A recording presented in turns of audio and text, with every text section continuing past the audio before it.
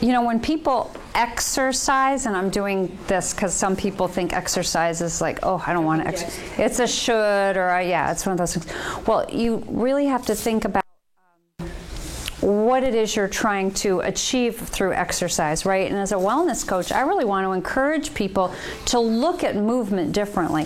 It doesn't have to be going to a gym and doing activities we don't enjoy. You can find stuff that you like to do, and that's actually going to be more healing for you and more healthy. But what I like to help my students, especially my 50-pluser yoga students, understand is the importance of balance. And when you're working in these yoga poses, you're actually having an opportunity to work, instead of the major muscles, you're working those muscles that are really those stabilizer muscles. And, you know, read about that if you want. Go home, Google it. Read about the stabilizer muscles. They're all the muscles that support the skeleton. So in yoga, we are really about looking, kind of getting on the inside, not just to calm down and center and all that stuff, but also as an opportunity to think about how our movements should come. So a lot of us think about our movement from our extremities. You know, we think about our hands, our feet, where we're looking, what we're seeing. So we're very external, farthest out to our extremities focused, right? And in yoga, we want you to think about the spine, the lungs, right? We get right into the center and how movement moves out, right? And then how you bring energy back in through the earth, through the air, so on and so forth. So if you start to think about movement, and this is, I talk about this stuff in my books because I think it's important to understand how we relate with movement. Another thing that's interesting, I just want to share, we tend to work in, I don't want to say opposition, but maybe with a little understanding that as humans, we work in alignment with universal laws, don't we? So, for example, you may not even know about gravity, right? The law of gravity. But I can guarantee you, you have to work in alignment with that law. Okay, because you will figure out quickly, and little kids learn about that, don't they? So we learn about the law of gravity, whether anybody's ever mentioned it's a law, or any of this stuff, right? It's just something we kind of naturally know. But there's some other things we don't work in alignment with, and we don't understand then why it feels like I'm just hitting my head against a wall. Why isn't this working for me? So through my books, I really try to help people to think of these things that I would call, should I close this now? Okay. Are we on? All right, thank you. All right, let me just close the door, and I'm going to start with my intro real quick. All right. Welcome, everyone. And I'm Jenny Gallagher. It's really nice to be here with you today. So what we were doing was just talking a little bit about the universal laws. Some of them I talk about in Yen Path, my second book, which is right here.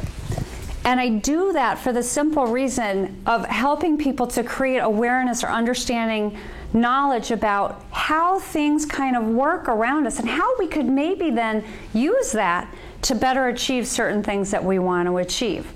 So I really like that the theme for this gathering, for this program, is Ignite Your Life. Okay, so that made me immediately think of the fire element. Has anyone ever heard of the 5 elements? Okay. The 5 elements come from ancient teachings from thousands of years ago, where these great thinkers wanted to say, you know, this is interesting. I look at the world around me and I see all these things that you could say are very different, but we see them as similar, and this is how they're similar. We put them in these categories, and they're in categories where they're seemingly similar biological qualities. Okay, so there are a lot of things that have like an earth quality to them. Okay, it doesn't have to just be dirt, right? We're not just talking about dirt. It can be an animal, for example. We would think of like an elephant or any of the beasts of burden as earth qualities, right? They're very slow moving, but these are things that can sustain and move for long periods of time. They have the most endurance. As humans, we can learn a lot about that if we want to. Okay, so that's one. There's earth element. There's also water element. Now, water element, what I love about water element And I talk about the 5 elements in this book here, Mind Over Matter, because the water element is a grounding element. We tend to think of water as something that I couldn't hold it in my hands, could I? It would just run right through my fingers, right? But think about water. Like, I just moved here from Portland, Oregon. Has anybody ever been to the Gorge? Massive amounts of water. Have you been there? Massive amounts of water back when the Ice Age ended started to flow towards the ocean. It cut huge, almost like cliffs, into hard rock, right? So just think of the force of water. It's a pretty strong force. So water is actually a very grounding force, but it has a very fluid nature. So there's a lot we can learn from that too. We can learn how we can be powerful through a gentle nature. Okay, so it's just hopefully all I want to encourage people to do is think about things a little differently. And I throw lots of different ways. I don't just use the 5 elements. I don't just use old things. I'm a life coach, so I share a lot of what I consider to be modern concepts as well. But what I hope is that when people read my books or work with me as a life coach is that they hear something and they go, now that interests me. And that might be a new way to inspire some positive change. Because I'm all about the positive change, okay? We are always changing whether we like it or not. So do we want to have this active approach to it and really embrace it? And I'm not saying we always do. So here's what we're going to do next. I just want you to take a moment and close your eyes if you want. You don't have to. It's not a rule. And think about something in your life that you've maybe been struggling a little bit with. And what is something maybe today you would just want to dedicate a consideration to changing in your life? And we're going to start with a little prayer here. I wrote my prayer down somewhere. Where is it? Okay, so please, Lord, open my heart and mind so that I may deepen my self-awareness. I'm not asking you to change anything. Just open your heart to listen, and stuff that's not meaningful to you guys, seriously, throw it away. Just let it go like right out the back window, okay? But if something lands, take that with you today. That's all I'm asking. We're going to open our hearts to that one little thing. So you've got that one thing. Hold on to that for now, because now I want to tell you about the other elements. So there's air and ether, which is space. I'm going to just, for simplicity today, if you want to learn about the differences, you can read my book or talk to me later. For simplicity, we're going to just call it air element today. Those are things kind of like, you know, anybody from the north remember what autumn's like somewhere else besides here? Okay. It gets windy. The leaves fall out. They dry up. They fall off the trees. Things blow around. Well, we have that element biologically in our bodies. So if you ever just had a time where you're walking into a bedroom to get something, you go, what did I come into this room for? Too much air element, right? We've got too many things going on. We're starting to lose track of things. We're forgetting. We might go to bed at night feeling like we did a lot of things, and we're like, but what did I do? Right? It's just like the wind. Everything's just like, where did it go? Okay? That's air element. Then there's fire element, and this is all about ignite your life. So what we're going to do today, and what your handouts share with you, is how we can use these natural laws of fire to ignite something. Now think about the olden days starting fire. It's easy now, I know. But remember you used to have to use, well, this is before me too, so. But do you remember when okay, the flint? Do you think that was easy? Okay, so first of all, what's flint do? It just creates a spark. What would happen to that spark if you didn't have something else, highly combustible, small, fluffy light, nearby? What would happen to the spark? Go away. That's right. You'd lose it, wouldn't you?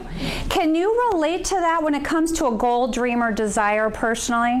Where there's something maybe that's been in your heart, your head for a long, long time, and it just hasn't taken. It sparked. The awareness, you have it there. The spark's there, the light's there. It hasn't had an opportunity to catch anything. So you see now where there's some hope now, right? It's like, oh gosh, why didn't I ever think of that? I have to create, what's it called? Kindling though? I don't even know. Kindling? Okay, thank you. Okay, you gotta have that substance there for it to catch. Okay, then so when we do our little exercise today, I just have 4 little steps here. I'm trying to compare it to the law, how we would use fire, how we would ignite something. So the first step is creating the spark. We did that with our prayer, just open our hearts. We figured out, we thought about that one little thing we may want to change, okay? Make it little. Don't make it a big, oh gosh, I have no idea how I will do this. You don't need to change the world today. You just need to take one little step. Okay, then this lighten up is where, and this is what I talk about in Mind Over Matter, and I really believe this is revolutionary. We all have goals, dreams, and desires, but we're usually negatively charged with them because we're still stuck with what is. I don't feel good about now. That's why I want the change, right? That's usually, seriously, you guys, aversion is a major motivator. Did you know that? Aversion. So it's like, I don't like that, so I'm going over here, right? That's why we tend to change. What I want to help all of you avoid is what we call the tipping point. Has anyone ever heard that term, tipping point? That is when you just kind of muddle along, doing the best you can, you know, kind of maybe just identifying with the struggle, the suffering, whatever it is. Maybe you identify with it and label yourself as, well, I can't because I'm sick, or I can't because, right, all that stuff. So you can muddle along with that for a long time. 1 or 2 things primarily come to my mind that could happen. One is you get to the end of your life and you have regrets, okay? But the other is the tipping point. And a lot of people avoid change because change is scary, because what if I fail, or change is hard. Well, talk about getting out of your comfort zone. When you hit the tipping point, then you can no longer live like you were living. Something big has changed. Something with your health has changed. Something with a relationship has changed. Right, those are those big things. And if it hasn't happened to you, you know people it's happened to. And they're the people we pray for and we say, oh gosh, they're going through such a struggle right now. Right, those are the big deals. And we really want to try to avoid those. Things happen. Things are going to happen. But we're going to try to manage change and therefore prevent those big tipping points from occurring. So we live a joyful and purposeful life, right? What I would love for all of you to be so healthy, happy, and well. Talk about blessing, right? That you can go out there and change the world. Wouldn't you rather use your energy to make the world a better place? So you become selfless, don't you? But see, here's the trick. You've got to take care of yourself. And I think so many of us think taking care of ourselves is selfish, and I'm not supposed to spend time or money on me.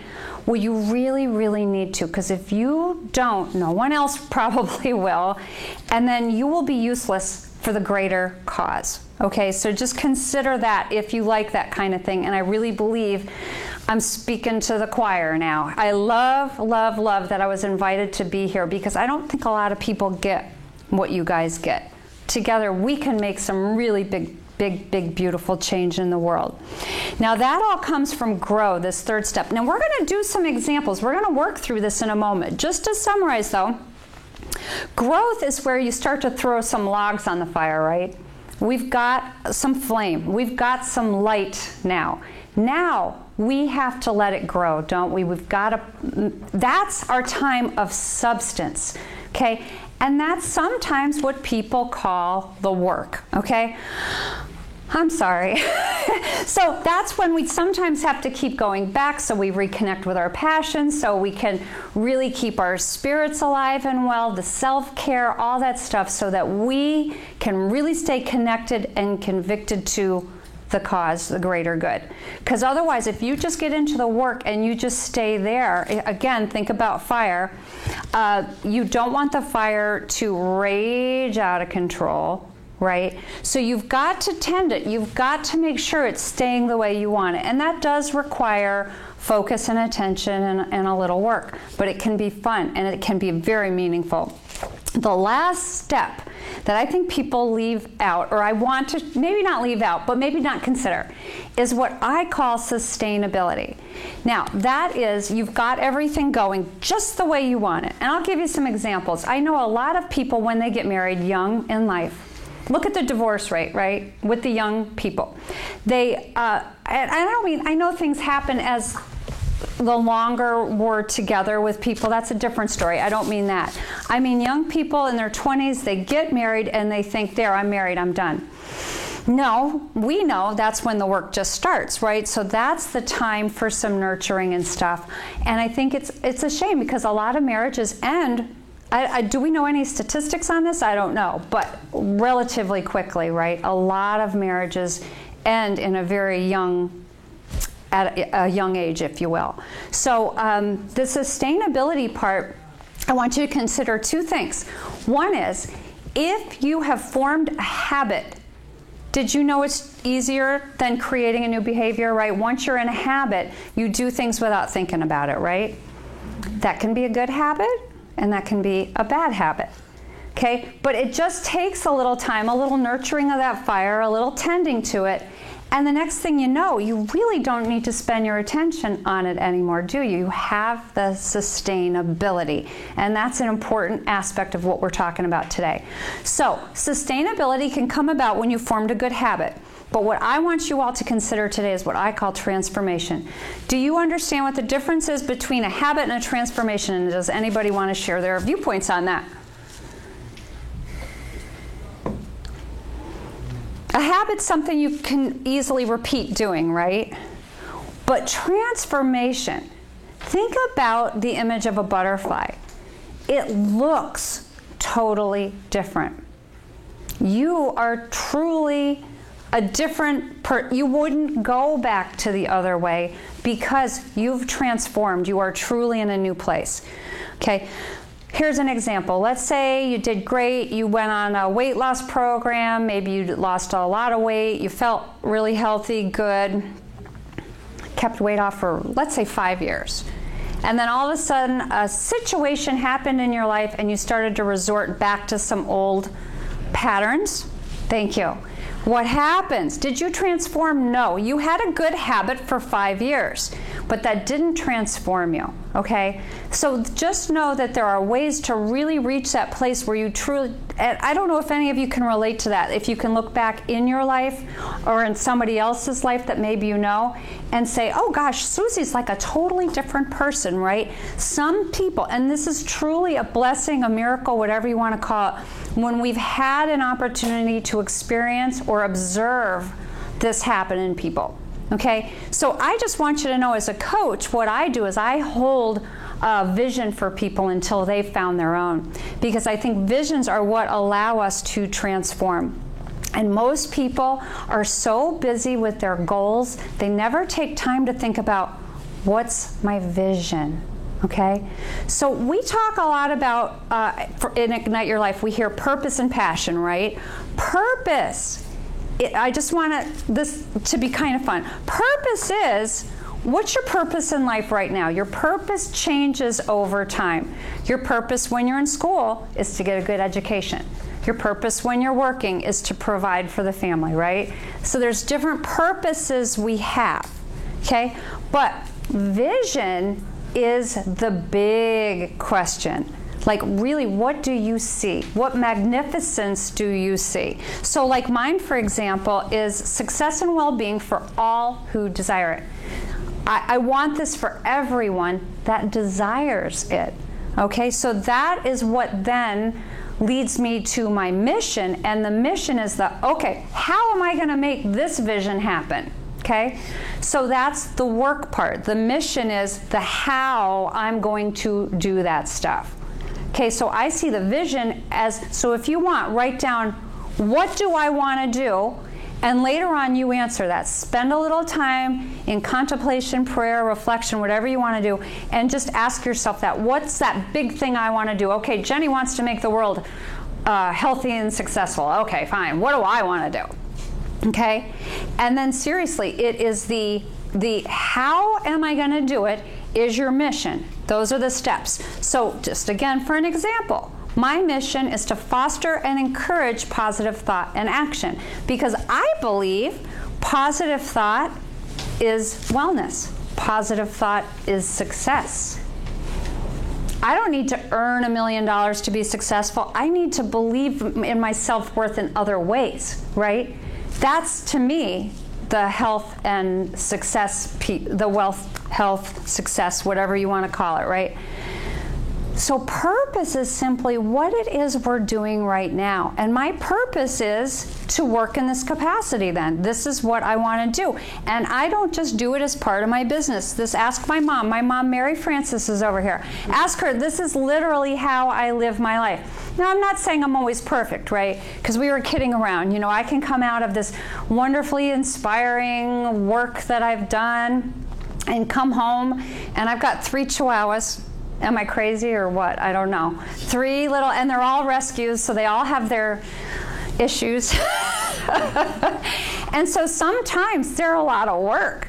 So one moment I can just be like this most, you know, a seemingly amazing person. I'm like, oh my gosh, you guys are making me crazy, right? So I'm not saying I'm perfect, but I'm saying if all of you have a vision, mission, and understand your purpose, you will be grounded from the moment you get up in the morning till the moment you go to bed. You're going to know what your actions should revolve around and when you're not in alignment. And it feels really good to know that. And as yogis, we kind of relate to that, right, Shannon? Like, don't you know when you're in a yoga pose and you're not in alignment? You might look like you're in the pose. Somebody, teacher walking by you, might say, that's a great down dog. But you know when you're not in alignment based on, because for you, you know it's about the thoughts, the breath. There's the stuff, the subtle stuff the rest of us wouldn't see. Okay, so it's the same way, hopefully, with all this. Anyone have any questions, comments? No? I'll have to say, from my own perspective, as I went into retirement and as I am getting older, Yeah. I have had a more difficult time defining really what my purpose is here. Yes. I ask the question a lot of times, Lord, what is it that I'm here for now? Yes. I've worked, been successful, Yeah. and now a lot of the things that I had been doing had purpose. Okay? Now, that is something that I've really been wrestling with. Yeah. But until you can define that, then you can't go on to these other things you're talking about. Right. What is my mission in life? Now, you go back to what the Lord said, you know, to spread the word and live a life that He wants you to live a Christ life. Yeah. That's what I read. And that part, I'm really working at. I don't have a problem. But is that really the purpose? Is that my purpose? Well, you know what I think the beautiful thing is? I'm so glad you shared that, first of all. Thank you, because I'm sure other people are thinking and feeling that. That is common, and I work with a lot of people that are moving into retirement or have retired. And what I'm really glad you shared that is, I'm just going to share I'll say how I want to answer it, but then I want to hear from the rest of you too. But what I think is the beautiful thing about being in the phase you're in, you've done the stuff you had to do. Now, in a way, your purpose can be more of a choice. When we're working, we really don't have so much, or taking care of the kids, or there's so many responsibilities. So now there is this awesome kind of privilege, if you will, but that can be daunting, can't it? Because like water element, if you don't confine it in a vessel, it has no boundaries and it just drips away and you go, where'd that go? So I think you're experiencing a little, if I were to use my terminology in Mind Over Mat, too much water element. It's just flowing and you're trying to grasp at it and the earth is soaking it up and you're like, I don't know what to do with this. So there are other things then that you need to call on to actually help you to create these, this structure, right? I really believe routine is a key ingredient to creating structure. And you may say, well, that's silly though, because I'm retired now, so I don't have to get up at 6 a.m. and I don't have to be showered and out the door by 7:30 or whatever, you know? So And I understand you don't have to. But what I encourage people to consider then is how can you start to create structure? And then I call these the non-negotiables. You make structure out of it and you make it a routine, and then it's going to start to work. That way, you can start to say, every day I'm going to get up at this time. Every day I'm going to do, maybe I'm going to get up and sit and pray, be in prayer and contemplation for the first half hour. And I like to make it all ritual too, where then when you're showering, you're imagining this cleansing of whatever you want to like rid yourself of, any negative thoughts, emotions, feelings. Seriously, imagine, see them, believe they're going down the drain. They're gone. Right? And then, so that's how I help people. I really want people to start to connect with these feelings that everything I do is in alignment with what I want. And so you don't need to know your purpose today. You need to know that you maybe want to consider creating some routine and structure that will then house something you can fill it with later. Right now, you don't need to fill it with anything. You need to create a structure that can hold something solid. Bless you. Thank you. Right? So how do you do that? The routine, the getting up. I'm going to pray from now to then, and then I'm going to shower, and I'm going to imagine all this cleansing, negativity, whatever it is, down the drain. I walk out of that shower fresh. It's a restart. Then I move into making my breakfast. In my book, Mind Over Matter, I even give nutritional recommendations based on the element I want you to call upon for use. So for you, it would be all about either grounding foods, things that are very nourishing, that make you feel calm, or you might even want a little fire. So you might want to have, oh, you know, like some porridge with a little cayenne pepper in there, right? Or, no thanks. Oh, a breakfast burrito. Oh, I like your way of thinking. Yeah, yeah. Well, what'd you say? Huevos rancheros. Oh, yes, yes. See, I like to put a little spice in my breakfast too. So, you know, you can start to think about what is it I want to do? And you know what, you guys? There's no scientific proof to this approach that I've created.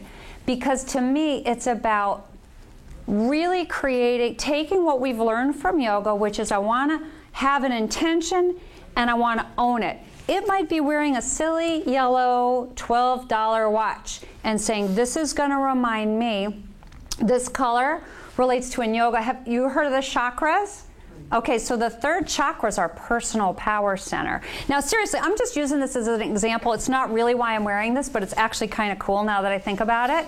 This is your third chakra, is right above the navel, right below the heart. This helps us to really identify with our personal power. Sometimes you've given all your life. You've done so much for the world. Maybe it's about you and nourishing and nurturing you. Maybe it's taking an art class. Maybe it's just something fun and lighthearted, you know, but it's got to be something that's going to maybe get you out of the house. So you say, oh gosh, I got to be there. It's right. Structured play. How's that sound? Does anything come to mind for any of you? Structured play. Let's go with that for a moment. I'll have to say that to some degree, I got a pretty good structure. Oh, good. But conversely, I think that maybe it's too structured. Are you structured in the home? Yes. Do you do stuff outside of the home? I do a lot of work in my yard. Okay. That's really what I enjoy doing. That's lovely. I love hearing that. I love the word enjoy. Good. Okay. And but to the point that you know, my wife says, you know, we need to be doing something else outside of yard work. Yes. I'm kind of with her. I'm kind of what do you think, though? Yeah, I agree with yeah. you. I agree with you. Yeah. I really do. And we've had a nice retirement, but I'm not sure we've done enough joyful things. Oh, yeah. All right, see, I hear a new intention, don't you? And from that, there's that spark. Now we're just got to put some little Kindle there to catch that. All right? Any thoughts? I want to take the pressure off you for a moment. Thank you for sharing. Any thoughts, Yeah, comments? I was going to say, maybe take that one step farther. Okay, what you like to do in the garden, maybe it's flowers. Well, rather than just enjoying the flowers on your night, why not pick those flowers and take them to a Exactly. nursing home and maybe volunteer there? Oh. Or maybe take them to a school and do a project with a school with children, with growing in plants and Just things. ideas? Yeah. Just take it a step farther than doing it for your own pleasure and enjoyment. You do, but now share it some way with others. Yeah, I do sense too that you're saying there's something bigger here. Oh, yeah. Yeah, and I love that idea of sharing something that you've grown from your garden. You know, that's a very good idea. Fruits and vegetables, and go to the to the shelters or to the Yeah. help feed the homeless and stuff. There's Yeah. all kinds of- Side of that too is to take some classes along that line, but not with gardening, but maybe more, the nature preserve kinds of things, or Yes. some outing that, instead of doing the actual work and already understanding it, is that you learn another side of it. Mm. Pressure is off for you to create the energy and the excitement. But again, the question is, how do you find something that you've never done before that you might enjoy? But I think so much that's offered here out of doors, and it just blows my mind. Yeah. That there are some options, and it doesn't happen every day or every week. It's just once. Yep. And then Yes. people. It doesn't need to be something you do every single week. I like that. That's a beautiful point. It's just one thing that will give you new ideas or, a new technique in your garden. Yeah. Good. One problem I see in retirement is you want to do so much more because you couldn't do things for so many years because you were tied down with Exactly. responsibilities. But you want to give back, or I do. And as I do, I say, well, I won't say no. I'll say yes, and then I'm over. Oh, I hear that. That's my mom over there. And Yeah. I don't know what to do. I say I have to cancel something. I don't have a minute to myself. Yes. Yes. I think we can't be afraid to say no. You have to learn to say no, or try it. And if you don't like it, just say, I tried this, and it's really not me. I'm not going to do this. And don't be afraid to say, I'm not going to do this anymore. I'm sorry, I can't help you with that. I'm putting my time and energy in something else that Yes. I enjoy. I'll tell you, for you givers, the people that are really committed, I label you because you have these big hearts, and you'll keep going, have a hard time saying no. So a little fun exercise you could do, seriously, practice makes perfect, right? Stand in front of your bathroom mirror and say, no, no, no, right? Say it different ways and start to laugh at yourself, laugh about it, have fun. And seriously, rehearsal, preparing, if you know a situation's coming up later, let's say you have a child that always wants you to babysit. Did I hit a chord there? Yeah, right? And maybe that's fine. But maybe a situation's coming up and you're starting to have the underlying feeling of, not resentment, but a little bit of like, oh, why does this always happen? Then practice first before the child calls, and practice the no. I always say, what? This is what we call loving boundaries. Loving boundaries. It's healthy for you and it's healthy for them. Because I'll tell you one thing, guys, my givers, which I think it's all of you, if you're a giver, there's these, it's going to sound awful, but I'm just going to say it because we kid around. My mom and I kid around. There are those emotional vampires out there, right? They're just going to suck every ounce of what you have to give. Why? Because they think it's okay. Because you've basically said, sure. So it's okay on occasion to just say, no, I think I'm going to go to a class today, or I'm going to go be in my garden today. Thoughts? That's what I want, is some time to do that, to wake up and say, I think I'll do something just for fun today. Yes. Instead of looking at the calendar and saying, oh no, I have to do this. Can I ask what you would do for fun? What's fun to you? Just. That's fun. Cook. Oh, I love that. I saw some people were like, oh, but I'm like that. I don't love cooking either. But okay, so you enjoy cooking. That's wonderful. Oh, good. I want to try some new recipes. Yes. Practice for a dinner. I belong to a couple different dinner groups and practice that. Good. Very See, with good. that, I would say, oh, I think I'll take a cooking class. Yes. You know, I want somebody to teach me. Oh, I've done so No, many instead of- cooking yeah, classes I that- know. Yeah. But that is fun. Yeah. You get to sample it. Yes, absolutely. I think that's wonderful. Yet, You know, well, you Yes. referred to it without naming it necessarily, I think, but maybe I'm wrong. You know, I think a lot of some of what we do when we feel overwhelmed is we've done because we felt compelled to do it. And then there's that sense of guilt. You know, it's not really what I want to do, but somebody asked me at church to do this, and so Yes. I'll do it because it's the Christ-like thing to do. Yes. Not really what I want to do. yeah. Well, you know what I want to say to that, though, first of all? It speaks volumes about your character. And that's beautiful, because there are a lot of people that don't care what other people want. Right? So that speaks volumes about your character, so blessings to you for that, Yeah. seriously. Because there are those of us that will just show up day after day and, you know, just do what we have to do because we feel like somebody's asked us, And okay? nobody else will do it. So And I'm nobody gonna else do will do it. And that's all well and good. And really, as a life coach, it to me is all about life balance. So if you know that's your tendency, I want you to carve out time for you then to do whatever it is that makes you align. So part of this, I want you today really, and you know, this hour is just flying by, but you guys, that's why I did a worksheet, because I had a feeling that this would happen. And I'm glad, because I love this interaction. But this you get to take with you. And so you can go through these steps. We kind of did the awareness piece, right? Where you just took a moment, you thought of what that one thing is, that underlying feeling that's like, I don't really like this anymore. What do I do with this? That's what you say the prayer around to open. And I didn't put the prayer on here. You guys are very good at that, okay? You put your words around it. Right? I just said opening our hearts to awareness, right? Just starting that. Then your next step, then, that alignment, is really aligning your feelings with your goal. So if you know, for example, that you want to do more in the community, right? You don't want to approach it then from a place of, well, I don't know what to do. Well, I'm a little... So you might start to feel things like worried, afraid of the unknown, afraid of rejection, right? So I want you to notice if those feelings come up. And then I want you to think of, write the word down. So if, let's say you write down worry. And I even had I want to share some examples with you because I think this is helpful. Let's say you feel fearful. I want to show you how you can pick a word that's 180 degrees away from that word, okay? Because sometimes we sit there and go, well, I am fearful, but I don't know, well, what do I want to feel? Jenny, what do I want to feel? Okay, just pick something 180 degrees away.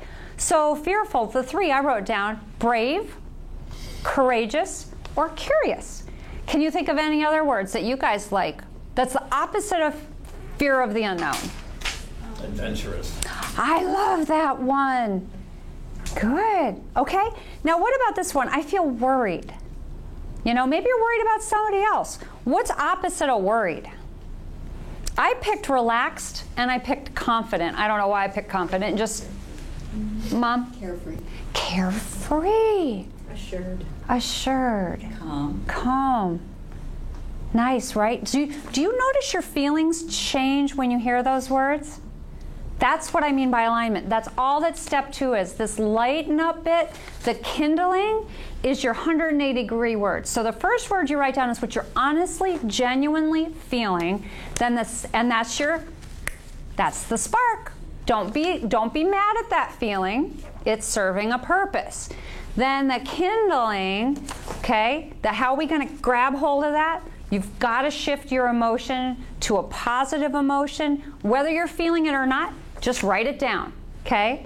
And then maybe when you're in the shower, you're imagining that transformation like I was saying before, right? All right, all this worry's going down the drain. I'm starting to feel carefree, right? Just say it, guys. Just don't have to feel it yet. Just start to say it. What about, I'm just going to say it because I know sometimes we feel it. I know sometimes I feel old. What's the opposite of old? Young. Yay, that's the first one I wrote down. What else, though? What else is opposite of old? Active. Active. I put vibrant. Silly. Yes. Why do we think we can't be silly? You know what's funny in my yoga classes? when I teach children and we do balancing poses, right? Let's say you're in tree pose, adults get very serious. Their faces get so serious. You do balancing poses with kids, they become so goofy. I'm like, isn't that interesting? So I really like that. That's a good one. What if you feel fat? What's the opposite of fat? Thin. Thin is good. Want to hear one I wrote down? Sexy. Right? Because sometimes when we feel fat, really what we want to do is feel, you know, that again is that youthful connection, isn't it? Okay? Maybe we want to feel pretty. I don't know. Maybe not. Okay, but see, handsome, desirable, exactly. What about if you feel sick? And I know I work with a lot of clients that are going through some serious stuff, chemotherapy, really sick people. And we do, and if you actually go to my one website, the Jenny Gallagher website, and if you sign up for my newsletter, you'll get a free downloadable audio. It's a 10-minute guided visualization. And it's just me talking. And that's what I do a lot of times with my wellness coaching clients. And it's my way, again, of just gently calming them down through my words, so they can visualize, because once you in your mind start to see things, your biology responds. Your central nervous system picks up on the thoughts, which are just transmitted through the neurons and the synapses, and it says, oh, this is reality now. And so your body will shift.